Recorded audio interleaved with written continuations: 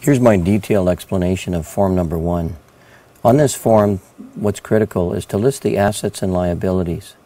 As the proverb says, know well the condition of your herds and flocks and grains. We don't have herds and flocks and grains today because we're not, most of us at least, aren't farmers.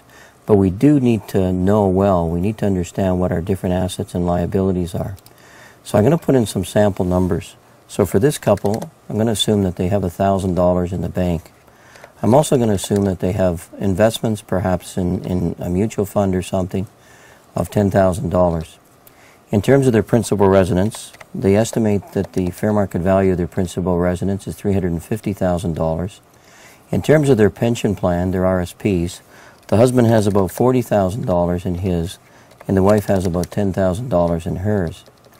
We now go to the liability side. And by the way, you should list any other assets. This is sort of for those other types of assets that could be sold and generated some cash. Do not list anything of a personal nature that you would never ever sell or couldn't be sold.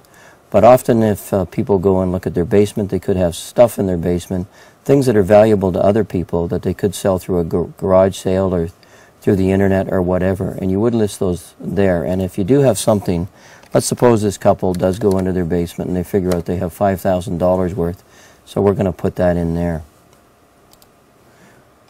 Next, we'd like to list their liabilities.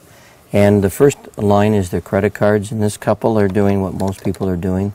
They're running up their credit cards and they owe $25,000. In terms of personal loans, they have loans that they owe to family members of $30,000. In terms of some of their other debts, they have a personal line of credit on their home of $60,000. They've done what a lot of people do. They've basically done some bill consolidation loans where they've taken out a personal line of credit in order to pay down their credit cards.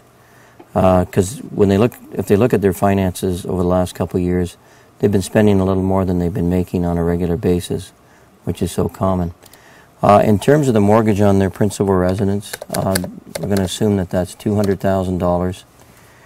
And you can see the total here. By the way, you should watch for other types of debts. For example, there could be things like property taxes overdue.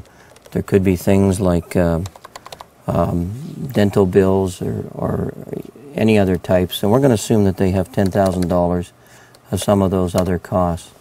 So you can see the total liabilities that this couple has is $325,000, and their net worth on their personal balance sheet here is $91,000, which on the surface looks not too bad, but in actual fact, when we get into some of the other forms, you'll see that they have been spending more than they're making on a monthly basis, and that's why they're running up the credit cards, and that's why they have the personal loans and the personal line of credit.